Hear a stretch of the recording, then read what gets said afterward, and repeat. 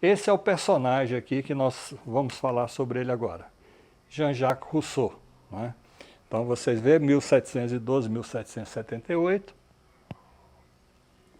ele morre um ano antes, né, da queda da Bastilha, do início da Revolução Francesa, e eu coloquei aqui como subtítulo a radicalidade da soberania popular.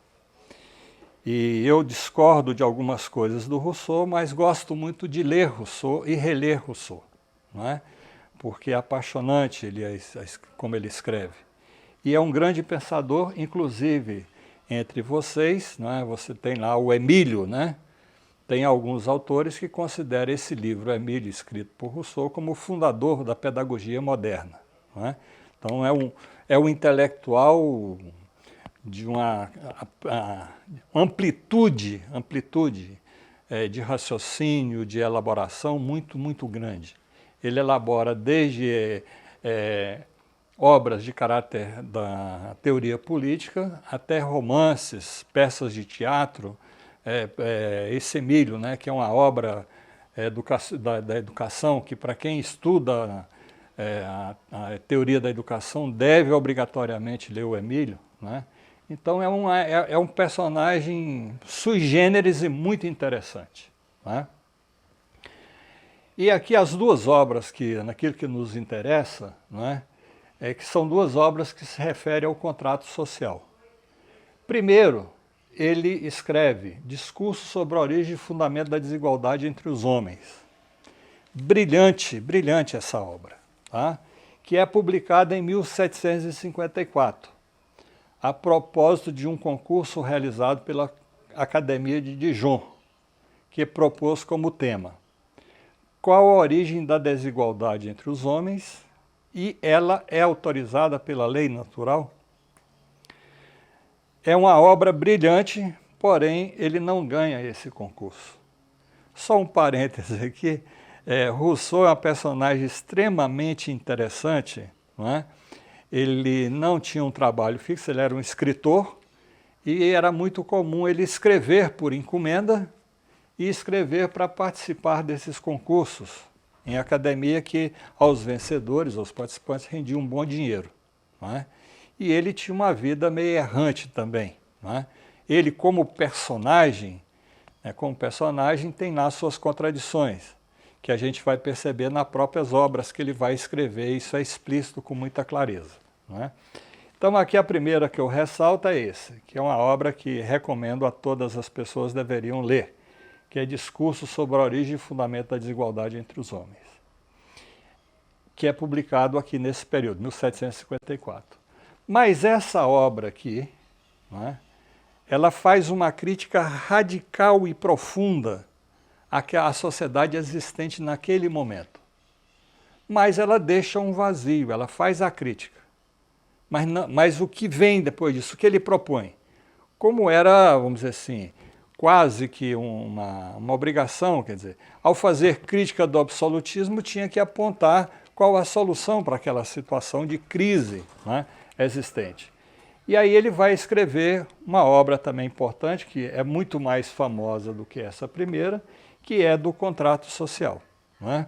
O contrato social é publicado em 1762, né? E aí eu queria ressaltar aqui, quer dizer, que essas duas obras elas se complementam, elas são complementares, né? E eu recomendo, insisto, que ao ler uma deve ler a outra, ao ler uma deve ler a outra, né, para entender melhor o que ele está colocando, né?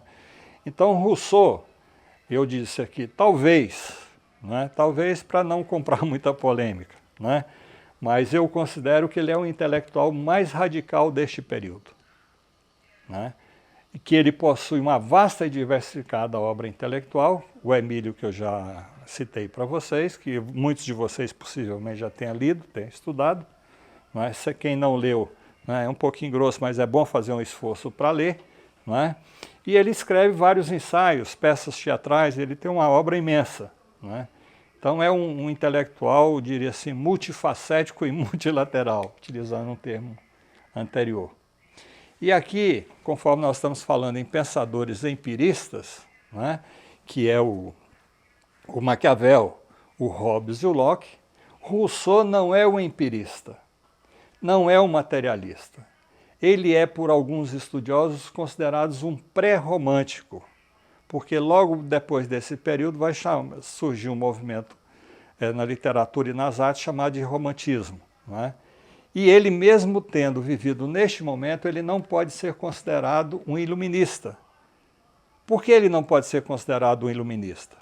Porque ele nega a razão inata. Hobbes, o homem é dotado de razão no seu estado natural. Locke, o homem é dotado de razão. Para Rousseau, o homem não é dotado de razão no seu estado natural. A razão não é inata, não é inata. Através das obras de Rousseau, nós podemos detectar dois contratos. O primeiro, que está naquela obra que eu falei para vocês, A Origem, Discurso sobre a Desigualdade entre os Homens, né?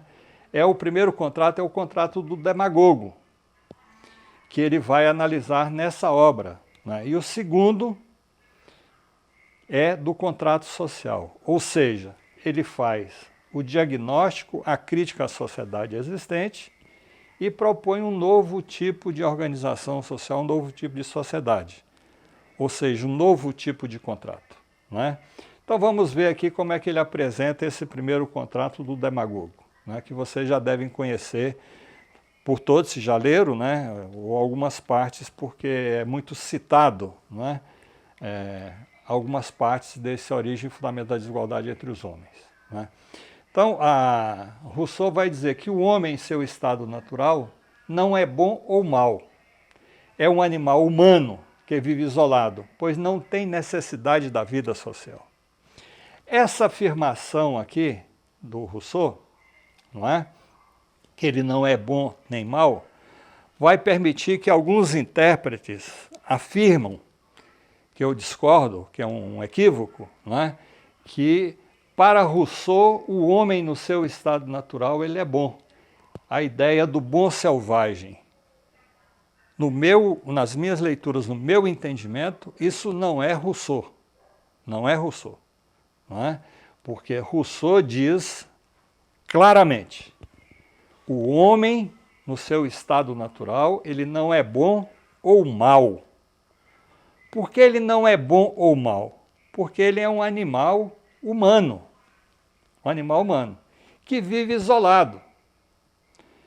E nessa vida dele isolado, ele não tem nenhuma necessidade da vida social. O homem natural, ele não é sociável.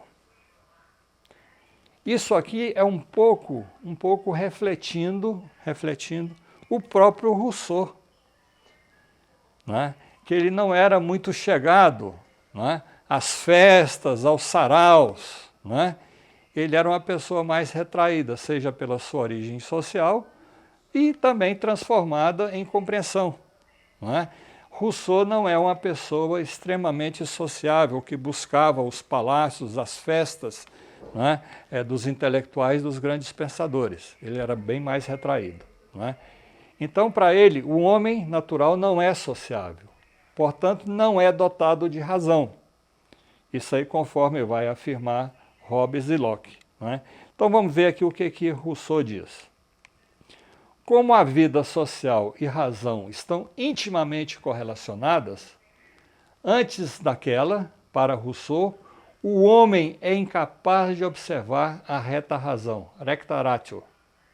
Esta somente vem tornar-se guia do comportamento humano depois de desenvolvida a sociabilidade. É a vida social que, com seus grilhões, disciplina o espírito libertário do homem e nele suscita a noção de lei. Parênteses aqui. Rousseau, nesse período, né, como ele era um grande estudioso também, já conhecia várias obras daquilo que seria chamado posteriormente de antropologia social, de antropologia política, da existência de outras sociedades, da existência de sociedades aonde não havia essa sociabilidade pressuposta como antecedente, não é? E já, possivelmente, ele já conhecia alguns exemplos, né, de pessoas que conseguiram conviver e sobreviver isoladamente do meio social. Né? Tem vários exemplos disso, né, que eu não vou citar aqui, mas inclusive tem romances, tem filmes, né, muito interessantes sobre isso.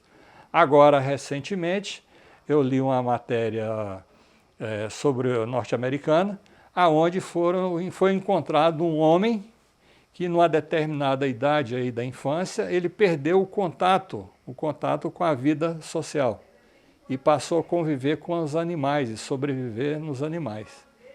E aí ele não desenvolve as capacidades humanas, ele não se humaniza. Não é? Isso é agora recente, coisa de 3 anos ou 4 anos. Não é? Tem aquele exemplo do menino francês também, tem o exemplo de Amala e Kamala na Índia. Né? Então há vários exemplos, não é?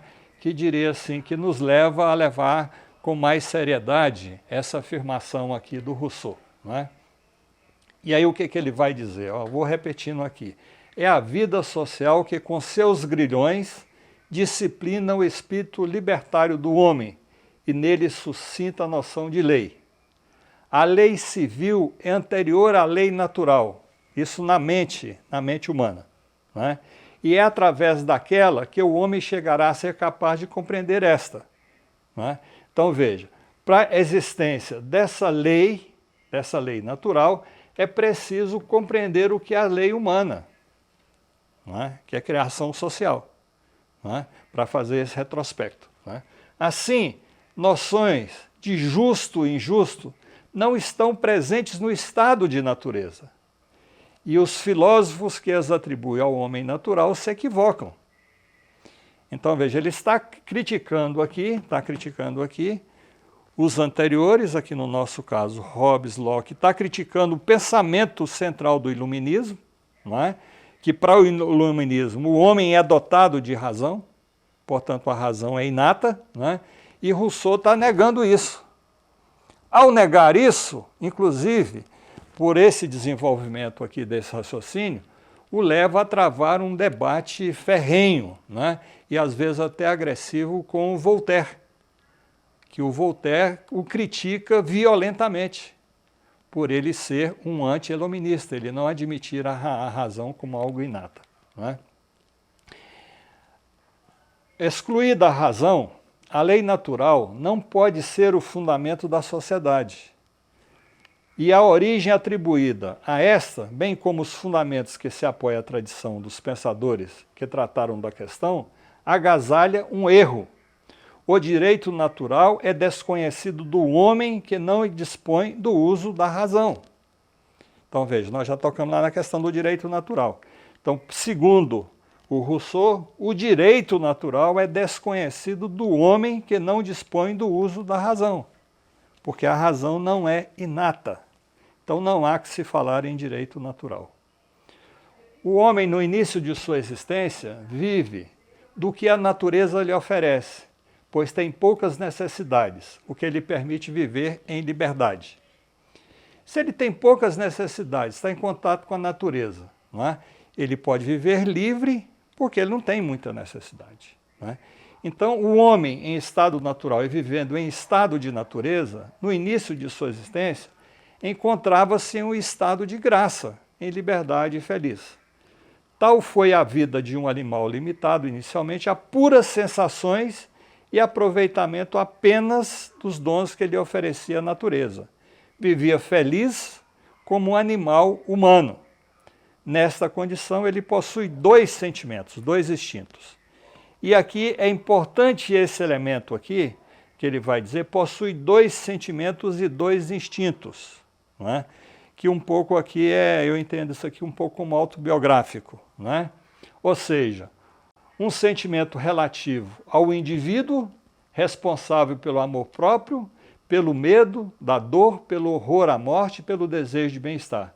Esse sentimento dispersa os homens, levando-os à procura de uma vida isolada. Ele tem medo dos outros, ele não quer viver com os outros. Não é? Ele procura o quê? Viver individualmente sozinho. Não é? Porém, ele tem um outro sentimento, um outro instinto, que é o relativo à espécie, não é? Que o une aos outros homens, ao amor, ao bem e à solidariedade. Então é justamente nessa dualidade desses dois instintos que, como instinto permanece em toda a sua vida, é um de buscar se isolar, viver isolado, não é? Não estabelecer contato com os outros, e outro é o da espécie, que o leva a essa vida em sociedade. Então, vivendo neste estado natural, o homem teve de confrontar-se com dificuldades e aprendeu a superá-las. Veja, com esses dois instintos.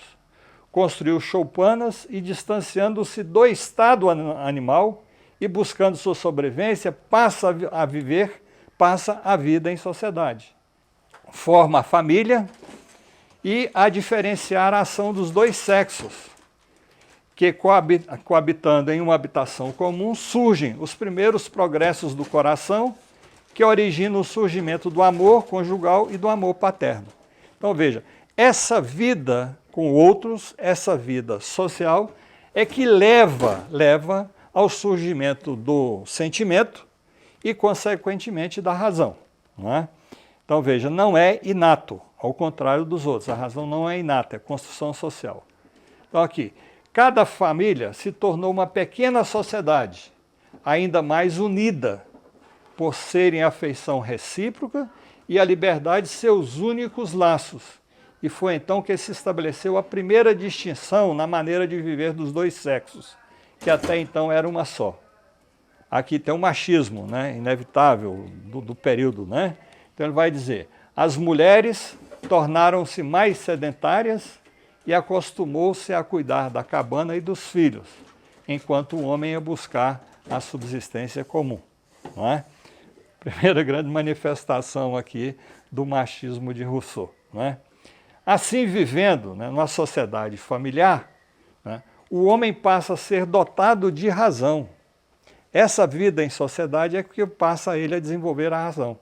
Ele então torna-se racional, passa a ser pensante, ou seja, transforma-se, e veja a palavra que ele utiliza, essa vida em sociedade que leva ele ao amor, leva ele à convivência, à paz, não é? Essa vida em sociedade que vai transformando, dotando ele de razão, não é? Vai transformando esse animal em estado natural em um animal depravado. Veja, em um animal depravado. Isso porque a reflexão é contrária à natureza. Veja, a reflexão é um dado de razão. Então, a razão é contrária à natureza. Né? À natureza. Então, esse é uma contradição, um dilema que ele coloca, que é uma crítica profunda e radical ao pensamento dos iluministas. Né? Porém, o homem expandiu-se, suas dificuldades de sobrevivência multiplicaram-se. Ao mesmo tempo, tornou-se superior aos demais animais.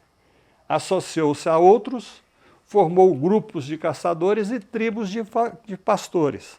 Tá?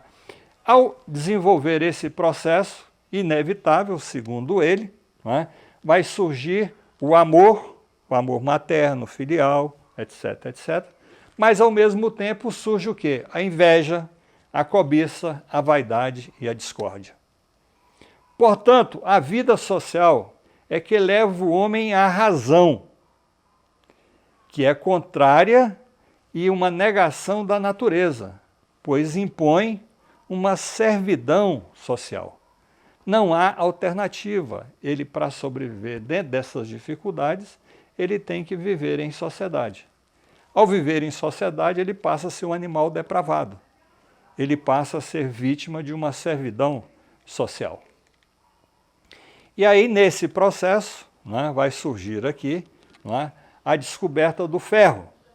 A descoberta do ferro permite ao homem dedicar-se à agricultura, inicialmente de forma coletiva. Mas quando um homem cerca uma determinada quantidade de terras e diz isto é meu, e encontra pessoas crédulas que acreditam nesse ato de usurpação, surge a propriedade privada e individual. Então veja, onde é que ele está situando aqui. Ó. Não é? Descoberta do ferro, o acúmulo de riquezas, né? E esse ato do demagogo é esse ato de que isso é meu. E quem acredita nisso vai se submeter àquele que se estabeleceu a propriedade, né, individual. Desta forma, o homem é arrancado do contato com a natureza, de seu estado natural. É consumado assim, com a propriedade privada individual, é consumado assim o pecado original, que leva à desigualdade, à inveja, à maldade, à concorrência, às guerras. Ou seja, a vida em sociedade, nessas condições, é uma desgraça, que ele chega a utilizar essa palavra, não é? Enfim, ambição voraz, o ardor de elevar sua fortuna relativa, menos por uma verdadeira necessidade, não se acumula fortunas, não é por uma necessidade, e sim para colocar-se acima dos outros. Inspira a todos os homens uma triste tendência a prejudicarem-se mutuamente, uma inveja secreta, e tanto mais perigosa que, para dar seu golpe com maior segurança, frequentemente usa a máscara da benevolência. Em uma palavra, há, de um lado, concorrência e rivalidade, de outro, oposição de interesses, e sempre o desejo oculto de fazer seu lucro às custas de outrem, segundo, vamos dizer, da exploração do trabalho do outro, né? Todos esses males constituem o primeiro efeito da propriedade e o cortejo inseparável da desigualdade nascente. Então vocês observam que ele é muito radical e muito contundente nessa crítica que ele faz da vida social e da decorrência da vida social e do surgimento da razão e, consequentemente, da propriedade privada individual.